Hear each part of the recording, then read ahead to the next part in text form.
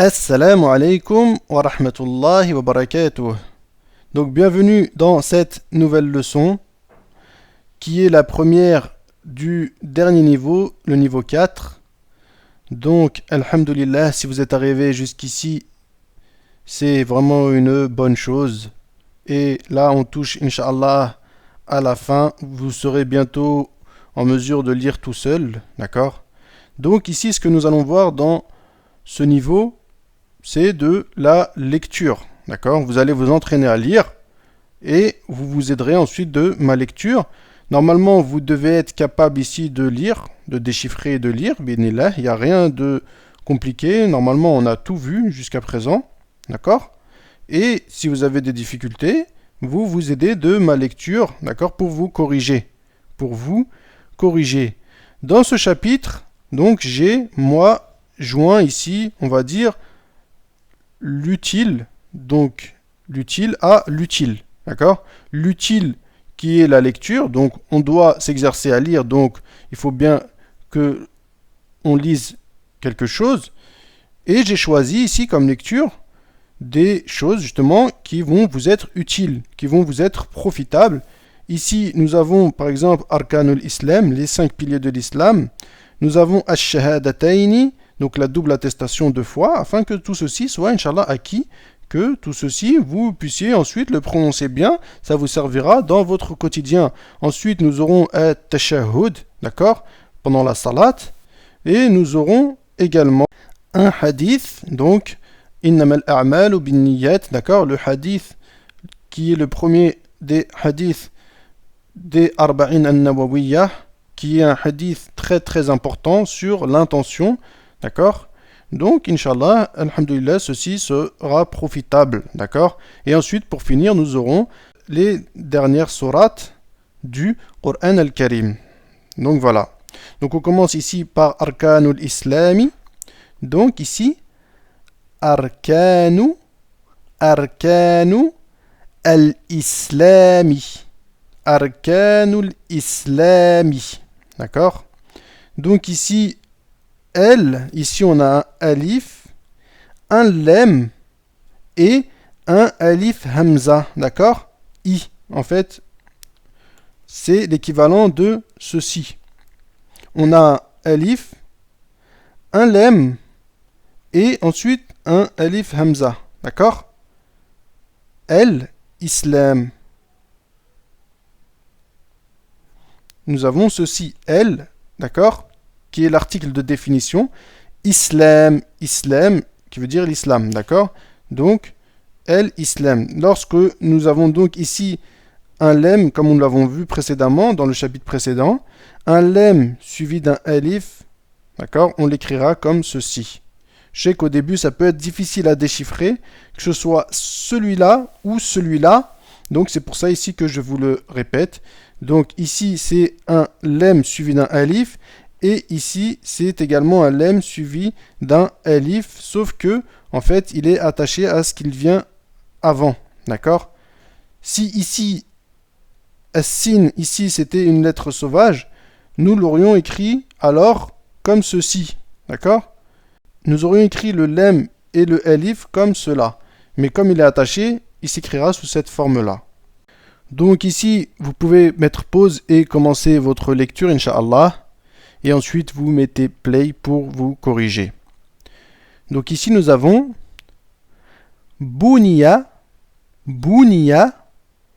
al-Islamu ala khamsin. Buniya al-Islamu ala khamsin. Shahadati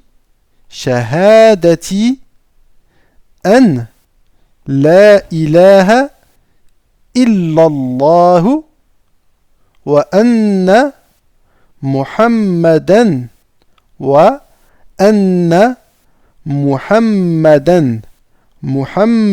on appuie bien ici sur le mim, رسول الله وأن محمدا رسول الله وإقام الصلاة وإقام الصلاة wa, ita'i, ita'i. D'accord? Donc i, ici on a une prolongation du son de la kasra, ita'i, ita'i, az-zakati, wa ita'i zakati. Donc ici, il y a des lettres en langue arabe qu'on appelle al-huruf al-shamsiyya ou al-huruf al-qamariyya que nous voyons au début du tome 1 de Médine. En fait, les lettres de l'alphabet sont classées en deux catégories, celles que j'ai citées précédemment, al-huruf al-shamsiyya et al-huruf al-qamariyya. Donc, en fait, pour résumer, ce sont des lettres. D'une part, nous avons les lettres al-shamsiyya, comme ici le zay qui en fait partie. Lorsque nous avons alif ou lam juste avant, on va dire az-zakat. On va pas dire al-zakat. On va dire az-zakat. D'accord? On va pas prononcer en fait le lam ici. On va aller directement au zay. Et on va lui mettre une shadda. On va dire az-zakat, comme al-shamsu. D'accord? Et le huruf al-qamariyya, non. Par exemple ici, al-bayt. Al-bayt. Ici, on va prononcer le lam ici. On va dire al-bayt. D'accord? Donc voilà. L'alphabet, il est scindé en deux. Les huruf shamsiyya, on ne prononce pas le lam. D'accord? Quand on a l'article alif ou lam juste avant, on ne va pas prononcer le lam. Et al-huruf al-qamariyya, l'autre partie, on prononcera le lam. D'accord? Et ceci sera vu en détail, Inch'Allah, au début du tome 1 de Médine. Donc je vous ai dit ça ici, juste afin que vous sachiez pourquoi des fois je ne prononce pas ici le lem, pourquoi même il n'y a même pas de soukoun dessus. D'accord? On ne met même pas de soukoun dessus, à l'inverse des huruf al-qamariyya ici, d'accord, où le lem est prononcé avec une soukoun. Donc on reprend. Wa iqamis salati, vous voyez? Wa iqamis salati, d'accord? J'ai pas dit wa iqamil salat. Non, wa iqamis salati. Wa ita'iz zakati. Wa ita'i az-zakati. Wa hajji. Wa hajji al-bayti. Wa hajji al-bayti. Wa sawmi ramadana. Wa sawmi ramadana. D'accord? Donc en relisant le hadith en entier, ça fait Bunya al-islamu ala khams shahadati an la ilaha illallah wa anna muhammadan rasulullah wa iqamis salati wa ita'iz zakati wa hajjil bayti wa sawmi ramadana. Donc voilà pour ce hadith, d'accord, qui regroupe les piliers de l'islam. Donc, l'islam a été bâti sur 5 piliers. L'attestation qu'il n'y a de divinité digne d'être adorée qu'Allah et que Mohammed sallallahu alayhi wa sallam est son messager, et l'établissement de la salat, et le fait de donner la zakat, l'aumône légale, et le pèlerinage, d'accord, et le jeûne du mois de Ramadan. Donc voilà pour ceci. Alhamdulillah. Ensuite, on a Ash-Shahadatayni.